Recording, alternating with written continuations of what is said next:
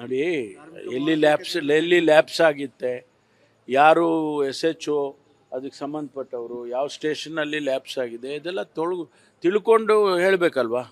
Of hand ಈ ನಮ್ಮ 1000ಕ್ಕೂ ಹೆಚ್ಚು ಪೊಲೀಸ್ ಸ್ಟೇಷನ್ಸ್ ಇದ್ದಾವೆ, ಅಲ್ಲೆಲ್ಲ ಏನೇನು ಆಗ್ತಾ ಇದೆ ಅಂತ ಏನು 2 ನಿಮಿಷದಲ್ಲಿ ಹೇಳ್ತಾರೆ. ಈಗ ನೋಡಿ, ದರೋಡೆಗೆ ಹೇಳಿದ್ರೆ ಅವ್ರ ಮೇಲೆ ಕ್ರಮ ತಗೊಳ್ತೀವಿ. ಯಾರು ನೇರವಾಗಿ ಅದರಲ್ಲಿ ಭಾಗಿಗಳಾಗಿರ್ತಾರೆ ಅವ್ರನ್ನ ಇಮಿಡಿಯೇಟಾಗಿ ಡಿಸ್ಮಿಸ್ ಮಾಡ್ತೀವಿ. ಈಗಾಗಲೇ ನಾನು ಮೊನ್ನೆ ಹೇಳಿದ್ದೇನೆ, ಈಗ ಯಾರು ಕೆಲವರು ಪೊಲೀಸ್ನವರು ಈಗ ಮೊನ್ನೆ 7 ಕೋಟಿ 11 ಲಕ್ಷ ದರೋಡೆ ಆಗಿತ್ತು ಬೆಂಗಳೂರಲ್ಲಿ, ಅವ್ರನ್ನ ಹಿಡಿದಾಗ ನಮ್ಮವನೇ ಒಬ್ಬ ಕಾನ್ಸ್ಟೇಬಲ್ಲು ಅದರಲ್ಲಿ ಇನ್ವಾಲ್ವ್ ಆಗಿದ್ದ, ಇಮಿಡಿಯೇಟಾಗಿ ಡಿಸ್ಮಿಸ್ ಮಾಡಿದ್ದೀವಿ. ಅದೇ ರೀತಿ ಮಾಲೂರಿನಲ್ಲಿ ಒಬ್ಬ ಪೊಲೀಸ್ ಕಾನ್ಸ್ಟೇಬಲ್ಲು ಇನ್ವಾಲ್ವ್ ಆಗಿದ್ದ, ಅವನನ್ನು ಡಿಸ್ಮಿಸ್ ಮಾಡಿದ್ವಿ. ಇನ್ನು ಮೇಲೆ ಎನ್ಕ್ವೈರಿ ಆಮೇಲೆ ಈಗಾಗಲೇ ದಾವಣಗೆರೆ ಇನ್ಸಿಡೆಂಟಲ್ಲೂ ಒಬ್ಬನನ್ನು ಡಿಸ್ಮಿಸ್ ಮಾಡಿದ್ದೀವಿ. ಈಗ ಇನ್ನೊಬ್ಬನನ್ನು ಸಸ್ಪೆಂಡ್ ಮಾಡಿದ್ದಾರೆ.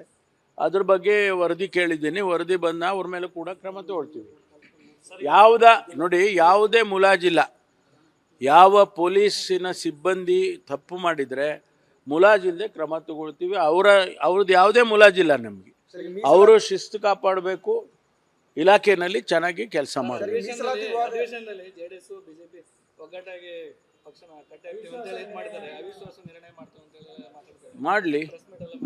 ಮಾಡಲಿ ಅವ್ರು ಮಾಡಿದ್ರೆ ನಾವು ಕೂಡ ಅದಕ್ಕೆ ಸರಿಯಾದ ರೀತಿಯಲ್ಲಿ ಉತ್ತರವನ್ನು ಕೊಡ್ತೇವೆ. ಅದರಲ್ಲೇನು ಅವರು ಅವಿಶ್ವಾಸ ನಿರ್ಣಯ ತರೋದಕ್ಕೆ ಅವ್ರಿಗೆ ಹಕ್ಕಿದೆ, ವಿರೋಧ ಪಕ್ಷದವರಿಗೆ ಹಕ್ಕಿದೆ, ಅದನ್ನು ಮಾಡ್ತಾರೆ ಅವರು. ನಾವು ಅದಕ್ಕೆ ಏನು ಉತ್ತರ ಕೊಡಬೇಕು, ಅವ್ರು ಏನು ಪ್ರಶ್ನೆಗಳು ಕೇಳ್ತಾರೆ ಅದಕ್ಕೆ ಉತ್ತರ ಕೊಡ್ತೀವಿ. ಈಗಾಗಲೇ ನಮ್ಮ ಸರ್ಕಾರ ಬಂದ ಮೇಲೆ ಏನು ಹಿಂದೆ PSI ಸ್ಕ್ಯಾಮ್ ಆಗಿತ್ತು ಅದನ್ನು ಬಗೆಹರಿಸಿ ಸುಮಾರು 900 ಜನ ಸಬ್ ಇನ್ಸ್ಪೆಕ್ಟರ್ಗಳಿಗೆ ರೆಕ್ರೂಟ್ಮೆಂಟನ್ನು ಮಾಡಿದ್ದೇವೆ. ಇನ್ನೂ 600 ಜನಕ್ಕೆ ಪ್ರೊಸೆಸ್ನಲ್ಲಿದೆ, ಆ 600 ಜನ ಸಬ್ ಇನ್ಸ್ಪೆಕ್ಟರ್ಗಳು ಮಾಡ್ತೇವೆ. ಎರಡನೇದು ಕಾನ್ಸ್ಟೇಬಲ್ಸ್ ಹುದ್ದೆ ಸುಮಾರು 14-15 ಸಾವಿರ ಖಾಲಿ ಇದೆ. ಅದನ್ನು ಇಲ್ಲಿವರೆಗೂ ಬೇರೆ ಬೇರೆ ಕಾರಣದಿಂದ ಕೆಲವರು ಕೋರ್ಟ್ಗಳಿಗೆ ಹೋಗಿದ್ದರು, ಕೆಲವರು ಏಜ್ ಲಿಮಿಟನ್ನು ಹೆಚ್ಚು ಮಾಡಬೇಕು ಅಂತ ಕೇಳಿದರು, ಮತ್ತು ಫೈನಾನ್ಷಿಯಲ್ ಡಿಪಾರ್ಟ್ಮೆಂಟಿಂದ ಕ್ಲಿಯರೆನ್ಸ್ ಆಗಬೇಕಾಗಿತ್ತು. ಈಗ ಅವರು 3600 ಜನರಿಗೆ ಕಾನ್ಸ್ಟೇಬಲ್ಸ್ಗೆ ಕ್ಲಿಯರೆನ್ಸ್ ಕೊಟ್ಟಿದ್ದಾರೆ. ಅದನ್ನು ನೋಟಿಫೈ ಮಾಡಿ ರೆಕ್ರೂಟ್ ಮಾಡ್ತೀವಿ. 600 ಜನಕ್ಕೆ ಸಬ್ ಇನ್ಸ್ಪೆಕ್ಟ್ರಿಗೆ ಕೊಟ್ಟಿದ್ದಾರೆ, ಅದನ್ನು ಕೂಡ ಮಾಡ್ತೀವಿ. ಇದು ಪ್ರೋಸೆಸ್ ಹಂತ ಹಂತವಾಗಿ ಆಗುತ್ತೆ. ಮೇಲೆ ನಮ್ಮ ಭಾಳ ಜನ ಯುವಕರು ನಮಗೆ ಏಜ್ ಲಿಮಿಟನ್ನು ರಿಲ್ಯಾಕ್ಸ್ ಮಾಡಿ ಅಂತ 3 ವರ್ಷ ಅಂತ ಹೇಳಿದರು. ನಾವು 2 ವರ್ಷ ಮಾಡಿದ್ದೇವೆ. ಅದಕ್ಕೆ ಆದೇಶನೂ ಹೊರಟಿದೆ. ಈಗ ರೆಕ್ರೂಟ್ ಮಾಡುವಾಗ ಅವರಿಗೆ 2 ವರ್ಷದ್ದು ಬೆನಿಫಿಟನ್ನು ಕೊಡ್ತೇವೆ. ನೋಡಿ, ಎಲ್ಲಿ ಲ್ಯಾಬ್ಸ್ ಆಗಿತ್ತೆ, ಯಾರು SHO ಅದಕ್ಕೆ ಸಂಬಂಧಪಟ್ಟವರು, ಯಾವ ಸ್ಟೇಷನ್ನಲ್ಲಿ ಲ್ಯಾಬ್ಸ್ ಆಗಿದೆ, ಇದೆಲ್ಲ ತಿಳ್ಕೊಂಡು ಹೇಳಬೇಕಲ್ವಾ. ಆಫ್ ಹ್ಯಾಂಡು ಈ ನಮ್ಮ 1000ಕ್ಕೂ ಹೆಚ್ಚು ಪೊಲೀಸ್ ಸ್ಟೇಷನ್ಸ್ ಇದ್ದಾವೆ, ಅಲ್ಲೆಲ್ಲ ಏನೇನು ಆಗ್ತಾ ಇದೆ ಅಂತ ಏನು 2 ನಿಮಿಷದಲ್ಲಿ ಹೇಳ್ತಾರೆ. ಈಗ ನೋಡಿ, ದರೋಡೆಗೆ ಹೇಳಿದ್ರೆ ಅವ್ರ ಮೇಲೆ ಕ್ರಮ ತಗೊಳ್ತೀವಿ. ಯಾರು ನೇರವಾಗಿ ಅದರಲ್ಲಿ ಭಾಗಿಗಳಾಗಿರ್ತಾರೆ ಅವ್ರನ್ನ ಇಮಿಡಿಯೇಟಾಗಿ ಡಿಸ್ಮಿಸ್ ಮಾಡ್ತೀವಿ.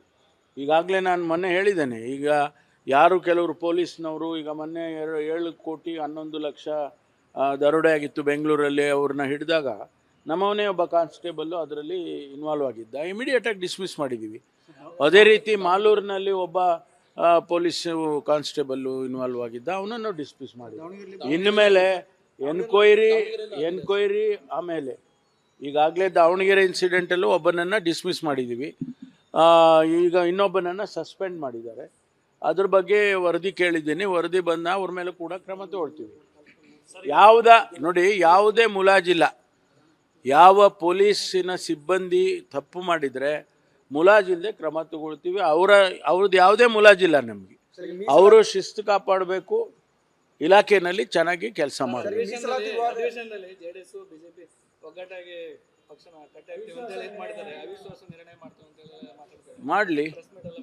ಮಾಡಲಿ ಅವ್ರು ಮಾಡಿದ್ರೆ ನಾವು ಕೂಡ ಅದಕ್ಕೆ ಸರಿಯಾದ ರೀತಿಯಲ್ಲಿ ಉತ್ತರವನ್ನು ಕೊಡ್ತೇವೆ.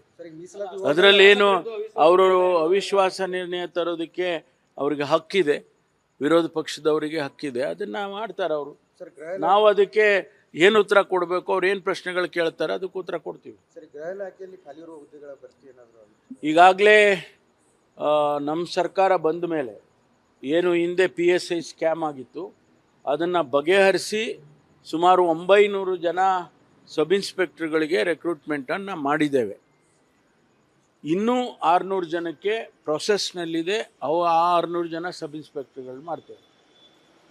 ಎರಡನೇದು ಕಾನ್ಸ್ಟೇಬಲ್ಸ್ ಹುದ್ದೆ ಸುಮಾರು 14-15 ಸಾವಿರ ಖಾಲಿ ಇದೆ.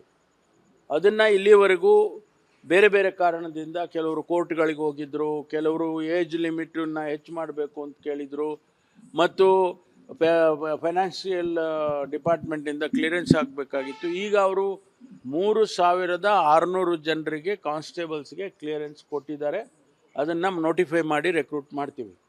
600 ಜನಕ್ಕೆ ಸಬ್ ಇನ್ಸ್ಪೆಕ್ಟ್ರಿಗೆ ಕೊಟ್ಟಿದ್ದಾರೆ, ಅದನ್ನು ಕೂಡ ಮಾಡ್ತೀವಿ. ಇದು ಪ್ರೋಸೆಸ್ ಹಂತ ಹಂತವಾಗಿ ಆಗುತ್ತೆ.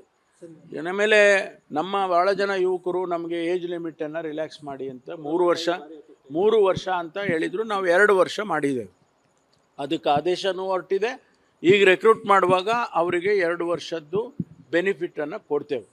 ನೋಡಿ, ಎಲ್ಲಿ ಲ್ಯಾಪ್ಸ್ ಆಗಿತ್ತೆ, ಯಾರು SHO ಅದಕ್ಕೆ ಸಂಬಂಧಪಟ್ಟವರು, ಯಾವ ಸ್ಟೇಷನ್ನಲ್ಲಿ ಲ್ಯಾಪ್ಸ್ ಆಗಿದೆ, ಇದೆಲ್ಲ ತಿಳ್ಕೊಂಡು ಹೇಳಬೇಕಲ್ವ.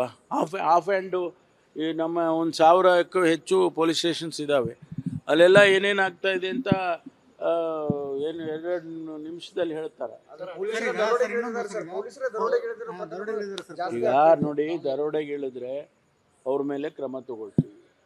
ಯಾರು ನೇರವಾಗಿ ಅದರಲ್ಲಿ ಭಾಗಿಗಳಾಗಿರ್ತಾರೆ ಅವ್ರನ್ನ ಇಮಿಡಿಯೇಟಾಗಿ ಡಿಸ್ಮಿಸ್ ಮಾಡ್ತೀವಿ.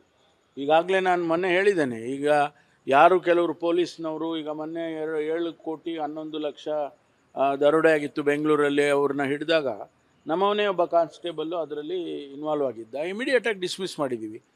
ಅದೇ ರೀತಿ ಮಾಲೂರಿನಲ್ಲಿ ಒಬ್ಬ ಪೊಲೀಸ್ ಕಾನ್ಸ್ಟೇಬಲ್ಲು ಇನ್ವಾಲ್ವ್ ಆಗಿದ್ದ, ಅವನನ್ನು ಡಿಸ್ಮಿಸ್ ಮಾಡಿದ್ವಿ. ಇನ್ಮೇಲೆ ಎನ್ಕ್ವೈರಿ ಆಮೇಲೆ ಈಗಾಗಲೇ ದಾವಣಗೆರೆ ಇನ್ಸಿಡೆಂಟಲ್ಲೂ ಒಬ್ಬನನ್ನು ಡಿಸ್ಮಿಸ್ ಮಾಡಿದ್ದೀವಿ.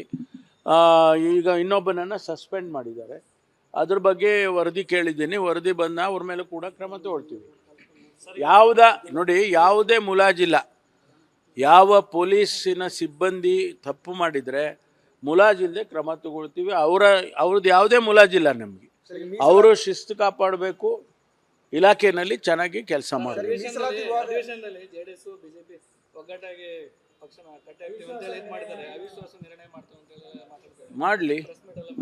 ಮಾಡಲಿ ಅವ್ರು ಮಾಡಿದ್ರೆ ನಾವು ಕೂಡ ಅದಕ್ಕೆ ಸರಿಯಾದ ರೀತಿಯಲ್ಲಿ ಉತ್ತರವನ್ನು ಕೊಡ್ತೇವೆ. ಅದರಲ್ಲೇನು ಅವರು ಅವಿಶ್ವಾಸ ನಿರ್ಣಯ ತರೋದಕ್ಕೆ ಅವ್ರಿಗೆ ಹಕ್ಕಿದೆ, ವಿರೋಧ ಪಕ್ಷದವರಿಗೆ ಹಕ್ಕಿದೆ, ಅದನ್ನು ಮಾಡ್ತಾರೆ ಅವರು. ನಾವು ಅದಕ್ಕೆ ಏನು ಉತ್ತರ ಕೊಡಬೇಕು, ಅವ್ರು ಏನು ಪ್ರಶ್ನೆಗಳು ಕೇಳ್ತಾರೆ ಅದಕ್ಕೆ ಉತ್ತರ ಕೊಡ್ತೀವಿ. ಗೃಹ ಇಲಾಖೆಯಲ್ಲಿ ಖಾಲಿ ಇರುವ ಹುದ್ದೆಗಳ ಭರ್ತಿ ಏನಾದರೂ ಈಗಾಗಲೇ ನಮ್ಮ ಸರ್ಕಾರ ಬಂದ ಮೇಲೆ ಏನು ಹಿಂದೆ PSI ಸ್ಕ್ಯಾಮ್ ಆಗಿತ್ತು ಅದನ್ನು ಬಗೆಹರಿಸಿ ಸುಮಾರು 900 ಜನ ಸಬ್ ಇನ್ಸ್ಪೆಕ್ಟರ್ಗಳಿಗೆ ರೆಕ್ರೂಟ್ಮೆಂಟನ್ನು ಮಾಡಿದ್ದೇವೆ. ಇನ್ನೂ 600 ಜನಕ್ಕೆ ಪ್ರೊಸೆಸ್ನಲ್ಲಿದೆ, ಅವು ಆ 600 ಜನ ಸಬ್ ಇನ್ಸ್ಪೆಕ್ಟರ್ಗಳು ಮಾಡ್ತೇವೆ. ಎರಡನೇದು ಕಾನ್ಸ್ಟೇಬಲ್ಸ್ ಹುದ್ದೆ ಸುಮಾರು 14-15 ಸಾವಿರ ಖಾಲಿ ಇದೆ. ಅದನ್ನು ಇಲ್ಲಿವರೆಗೂ ಬೇರೆ ಬೇರೆ ಕಾರಣದಿಂದ ಕೆಲವರು ಕೋರ್ಟ್ಗಳಿಗೆ ಹೋಗಿದ್ದರು, ಕೆಲವರು ಏಜ್ ಲಿಮಿಟನ್ನು ಹೆಚ್ಚು ಮಾಡಬೇಕು ಅಂತ ಕೇಳಿದರು, ಮತ್ತು ಫೈನಾನ್ಷಿಯಲ್ ಡಿಪಾರ್ಟ್ಮೆಂಟಿಂದ ಕ್ಲಿಯರೆನ್ಸ್ ಆಗಬೇಕಾಗಿತ್ತು. ಈಗ ಅವರು 3600 ಜನರಿಗೆ ಕಾನ್ಸ್ಟೇಬಲ್ಸ್ಗೆ ಕ್ಲಿಯರೆನ್ಸ್ ಕೊಟ್ಟಿದ್ದಾರೆ. ಅದನ್ನು ನೋಟಿಫೈ ಮಾಡಿ ರೆಕ್ರೂಟ್ ಮಾಡ್ತೀವಿ. 600 ಜನಕ್ಕೆ ಸಬ್ ಇನ್ಸ್ಪೆಕ್ಟ್ರಿಗೆ ಕೊಟ್ಟಿದ್ದಾರೆ, ಅದನ್ನು ಕೂಡ ಮಾಡ್ತೀವಿ. ಇದು ಪ್ರೋಸೆಸ್ ಹಂತ ಹಂತವಾಗಿ ಆಗುತ್ತೆ. ಇನ್ನು ಮೇಲೆ ನಮ್ಮ ಭಾಳ ಜನ ಯುವಕರು ನಮಗೆ ಏಜ್ ಲಿಮಿಟನ್ನು ರಿಲ್ಯಾಕ್ಸ್ ಮಾಡಿ ಅಂತ 3 ವರ್ಷ ಅಂತ ಹೇಳಿದರು. ನಾವು 2 ವರ್ಷ ಮಾಡಿದ್ದೇವೆ.